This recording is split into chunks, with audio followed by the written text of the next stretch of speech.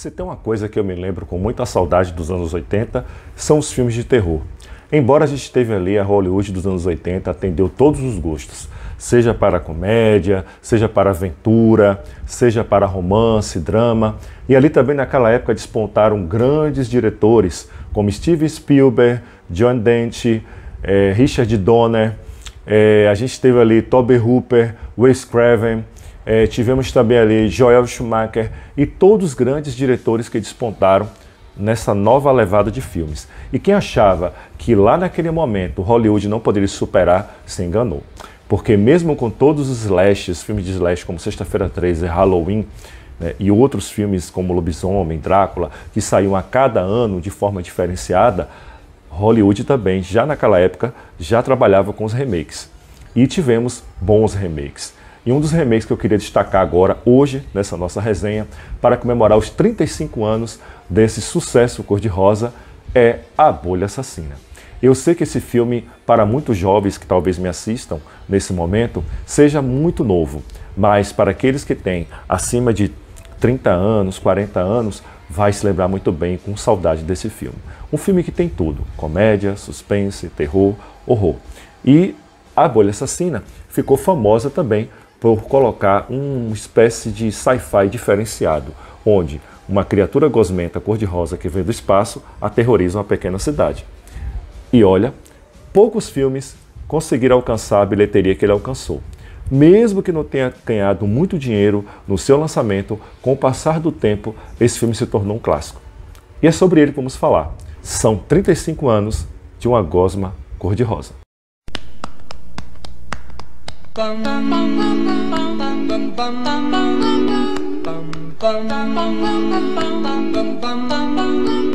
Mr. Sandman, bring me a dream. Make him the cutest that I've ever seen. Give him two lips like roses and clover. Then tell him that his lonesome nights are over. Sandman. Olá, literários, literárias, sejam bem-vindos a mais um vídeo do canal A Estante. E como eu falei lá na introdução, hoje vamos falar sobre o filme A Bolha Assassina, que está comemorando nesse ano 35 anos. Este longa foi dirigido pelo diretor Chuck Russell, o mesmo diretor daquele tão famoso filme de aventura com Chris Rock chamado O Escorpião Rei.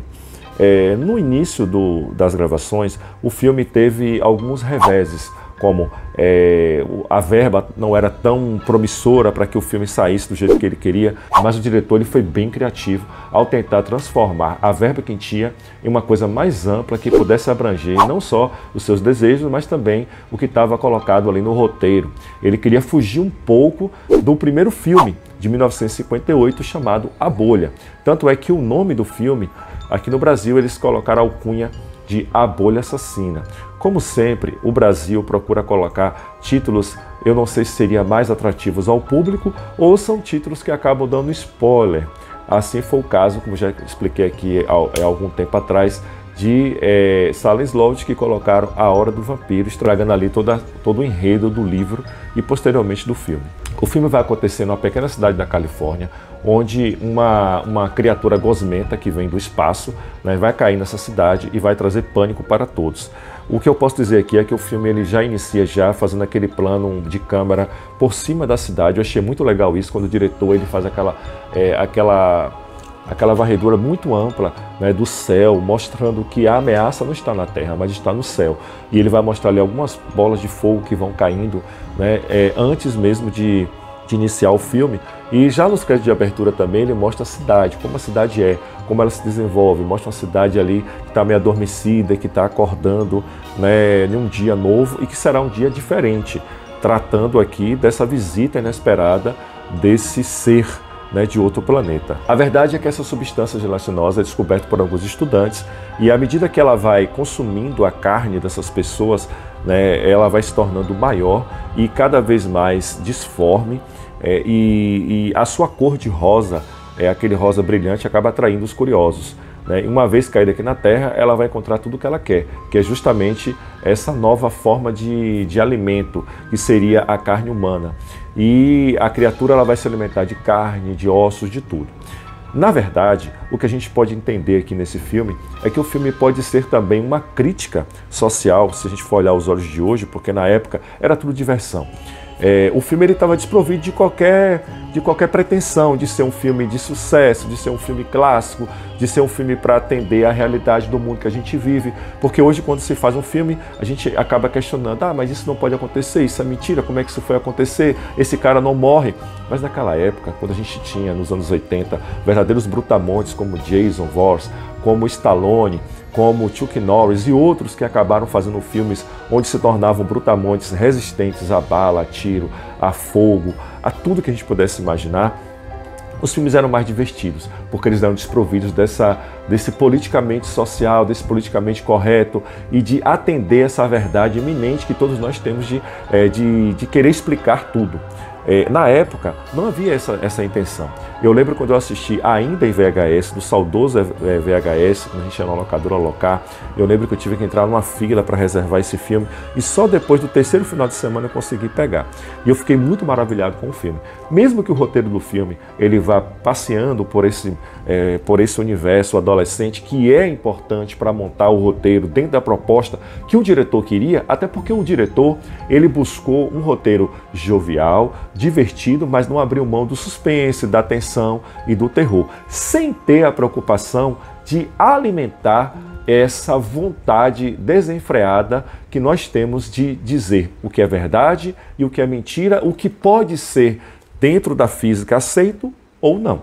Bom, essa história ela combina muito bem, né, com uma época onde o ceticismo ainda não reinava, como eu acabei de falar. Então as pessoas elas iam ao cinema em busca de diversão.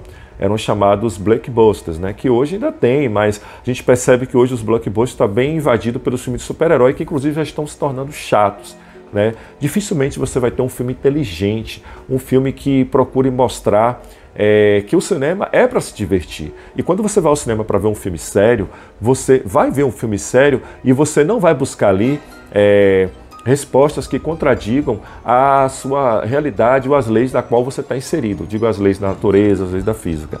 Mas A Bolha Assassina, ele meio que vai desprovido de tudo isso.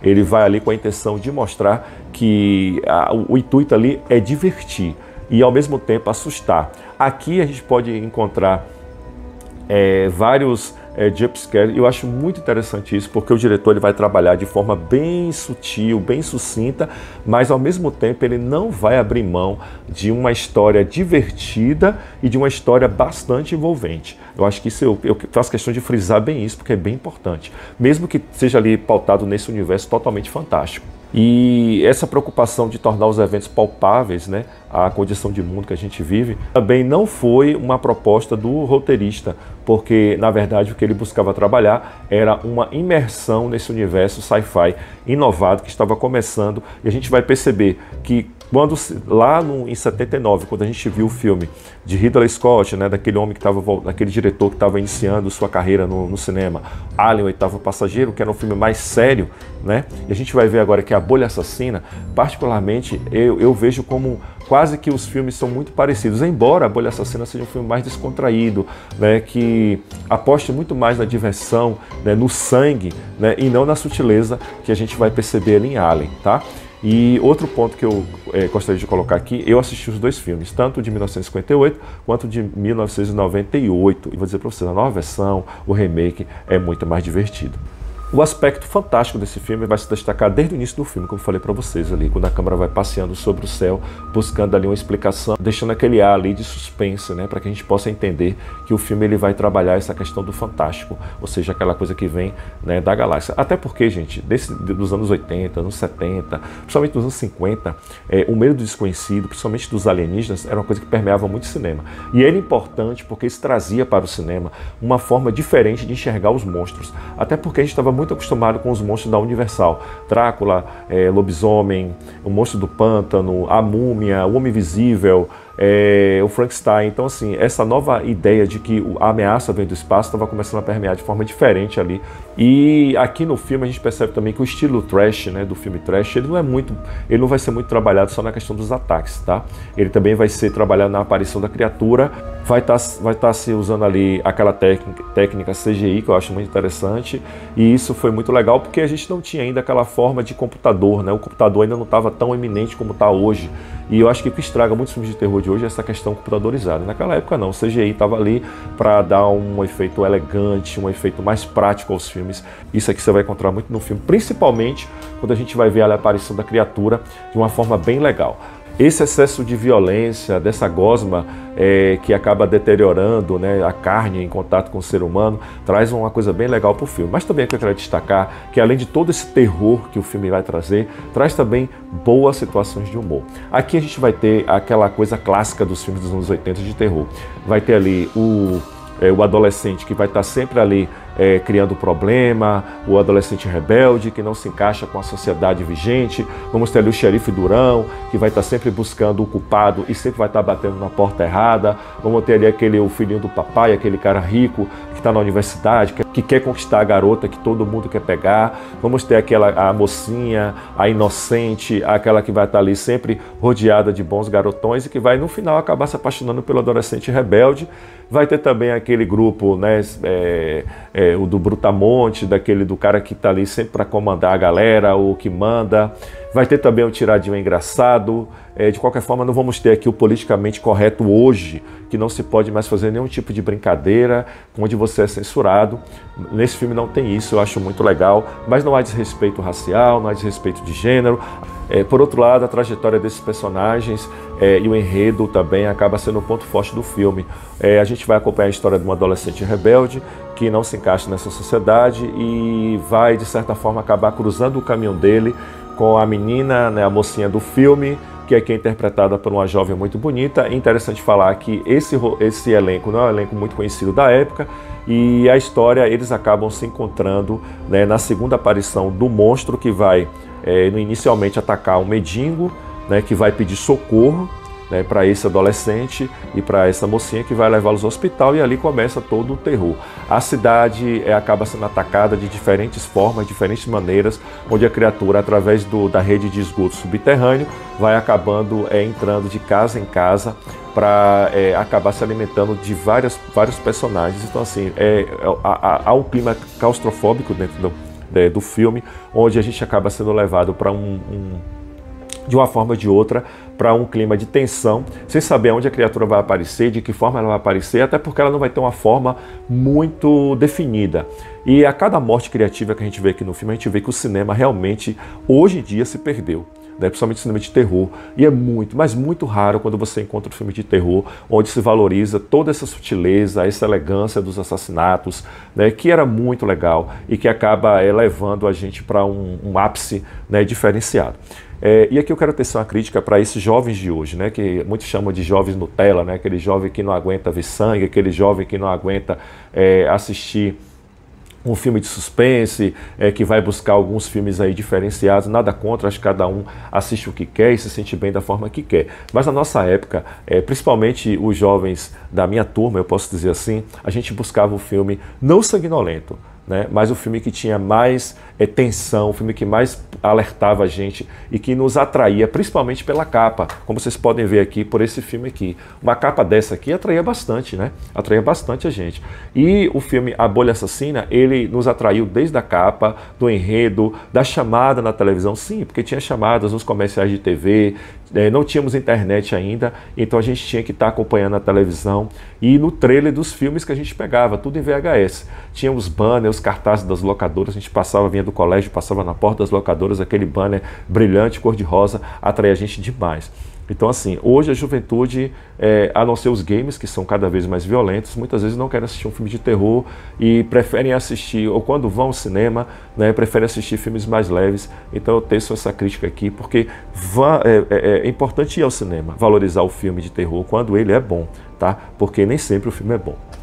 Mas voltando aqui ao filme, A Bolha Assassina, ele ganhou alguns prêmios também, né, dentro da sua proposta, e foi interessante também porque ele acabou atraindo um público diferenciado para o cinema, um público que não estava muito acostumado com esse tipo de história, né, estava mais acostumado com histórias, como eu falei para vocês, slasher, né, daquele assassino, né, do stalker que acaba perseguindo e matando as suas vítimas. Bom, o filme também tem um lado interessante aqui, que vai trabalhar um pouco também com a questão religiosa, que também era muito comum naquela época, onde o padre da cidade local acaba acreditando que a aparição dessa criatura seria a premonição ou a execução do juízo final, ou seja, Deus havia enviado o seu vingador para acabar com a raça humana. E interessante é que alguns personagens acabam se questionando, mas por que a nossa pequena cidade aqui na Califórnia e tal, o padre falou, ele teria que começar por algum lugar. Então assim, tem umas coisas interessantes no filme que eu quis trazer para vocês. Bom, de certa forma, a Bolha Assassina ela vai acabar encontrando, através da sua produção, o seu lugar dentro das produções de terror, gosmento, assim como foi A Mosca, né, que vai ter ali o seu filme também gosmento, digamos assim, nojento para alguns, mas um filme que acabou conquistando bastante espaço. Também vamos ter aqui, destacar também O Enigma de Outro Mundo, né, de John Carpenter, que vai ter Kurt Russell ali dentro do papel principal. Eu achei muito interessante, porque isso acaba levando esse filme a um patamar bem legal. E outra curiosidade é que a cor rosa da criatura, né, já que o primeiro filme ele estava meio ali que preto e branco, não dava para a gente perceber, então a cor rosa do filme é colocada pelo diretor, pelo roteirista, pelo pessoal da produção, é porque naquele momento eles queriam também atrair o público feminino para o cinema, que a intenção era atrair um público maior, um público mais jovem, já que o público na nossa época era mais... O público que ia mais ao cinema era o público dos meninos, né? As meninas iam também, mas filmes de terror, elas preferiam mais a comédia romântica, né? Os filmes de drama e tal. Então a intenção da cor rosa era para atrair o público das meninas e para dar uma cor mais viva para a criatura e se tornar assim mais atrativa. Bom, pode não ser um filme imune, né, às críticas, aos equívocos que sempre os especialistas de cinema acabam encontrando no filme, mas eu posso garantir a vocês que é um filme bastante divertido, é um filme que vale a pena assistir, é um filme nostálgico e que se você realmente quiser rever esse filme, até para ver os seus 35 anos, né, aqui no nosso país, é um grande exemplar da sétima arte. Não é um filme que vai impactar você, nossa, não é um filme que você vai levar para futuras gerações, mas é um filme que você vai lembrar com carinho sempre que encontrar alguma coisa cor-de-rosa. E eu não estou falando aqui da Barbie não, estou falando desse filme aqui, tá? Não vamos confundir, porque rosa se tornou, nos tempos atuais, as pessoas acabaram pegando, né, essa cor rosa simplesmente pelo filme da Barbie, mas eu estou falando desse filme aqui, que é um filme muito interessante. Bom, essa é a nossa indicação, né? Eu não vou falar muito dos personagens, até porque é um filme dos anos 80, onde eu acabei fazendo um apanhado geral do comportamento desses personagens. Mas eu indico muito esse filme, eu só vou mostrar aqui essa edição, né, da Obras-Primas do Cinema, em Blu-ray, tá? Tem essa capa aqui, interessante que essa aqui foi uma das capas do filme de cinema, eu não assisti no cinema, mas eu assisti na época da locadora. Aqui dentro nós vamos ter, né, o filme em Blu-ray e vamos ter também o DVD, né, que é o filme em si, porque esse filme saiu em DVD aqui para o Brasil através das Obras-Primas do Terror, tá? Aqui tem a parte de trás bem interessante com a sinopse do filme. Aqui nós temos a luva, né, que é bem interessante também. Aqui tem um livreto falando do filme, todas as curiosidades, produção, como o filme foi feito, né, quais são os atores, bilheteria, as curiosidades do set de filmagem. Então assim, é muito interessante essa nova versão. Eu comprei para a minha coleção, né, e eu quis apresentar para vocês nesse vídeo especial dos 35 anos do filme A Bolha Assassina. Então não perca tempo. Vamos, de qualquer forma você pode não encontrar esse filme tão facilmente na internet, mas vale a pena garimpar e fazer o download do filme e assistir. Essa é a minha indicação. Esse filme passava muito no SBT, na sessão da tarde, quando ainda a televisão se preocupava em passar filmes bons, né?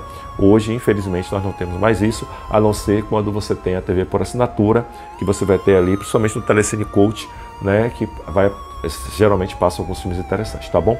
Não vou me estender mais. Antes de encerrar, quero que você se inscreva no nosso canal, ative o sininho, Deixa aí a sua crítica, né, se você gostou do vídeo, se você não gostou. E compartilhe esse vídeo com seus amigos ou aqueles que gostam de um bom filme, de um bom livro e de uma boa resenha. Tá bom? E aí, você gostou da resenha? Vai assistir a Bolha Assassina? É isso aí. E uma dica para vocês. Quanto mais a crítica fala mal de um filme, esse filme pode ser muito bom. Então não deixe de conferir A Bolha Assassina, 35 anos da criatura gosmenta e cor-de-rosa. Até o próximo vídeo, um grande abraço.